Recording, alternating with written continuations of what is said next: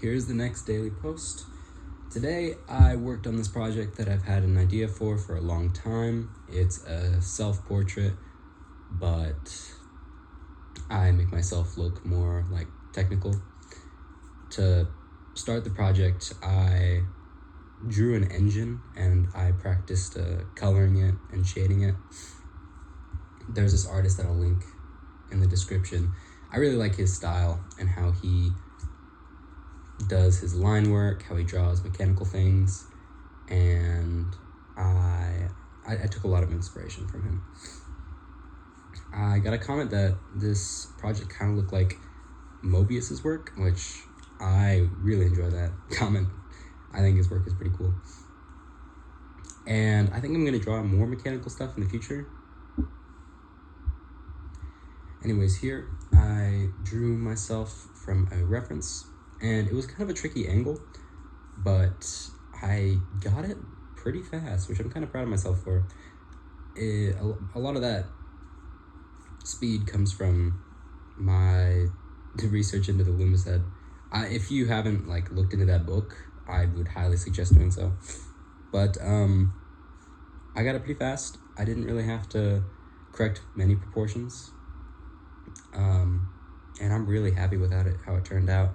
Even without making myself look mechanical, I think that the base line work looked really good. And then I shaded it to see how it would look with shading, and it looked right as well. I think, personally, the hardest angles to draw a face from is from below, because it not only does it show pretty much all the facial features, but you have to foreshorten everything, you have to know all of the shapes of the features, you have to shade it as well to make it look right. It's very difficult. Whereas from the top view, you just have to draw the hair and nose and brows.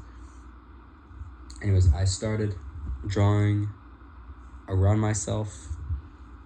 It's kind of tricky turning something like that fleshy into mechanical. You have to keep a lot of the main components, like the recognizable components, like the face. It's pretty much all the same. I kind of copped out with that one, but I really don't mind. I think it turned out well either way. I mean, a lot of the references I looked at, the face is just a normal human face, but just made out of plastic or some material. I'm not sure. But with the neck, I had a lot of fun doing, because I turned some of the neck muscles into pistons, and I turned the Adam's apple into this mechanical lever doohickey. I need to find more words to describe robotic parts. And the headphones were also fun to draw, although I think I could have done more with what I was intending it to be. I think when I was drawing it, I wanted it to be similar to a motherboard. The headphones are sort of controlling the robot, or moving it around, kind of like how music inspires people, But I didn't really go too far with it, but I'm still happy with how it turned out.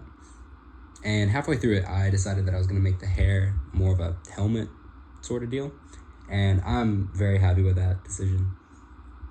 The color scheme was very difficult to choose as well, because I started out being way too ambitious. My color scheme was very, very weird, but I ended up toning it down to just purple and orange, which are complementary colors.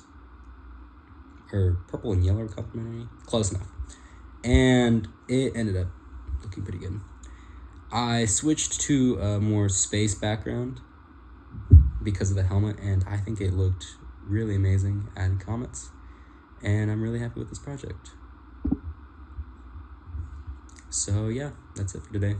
Have a good day.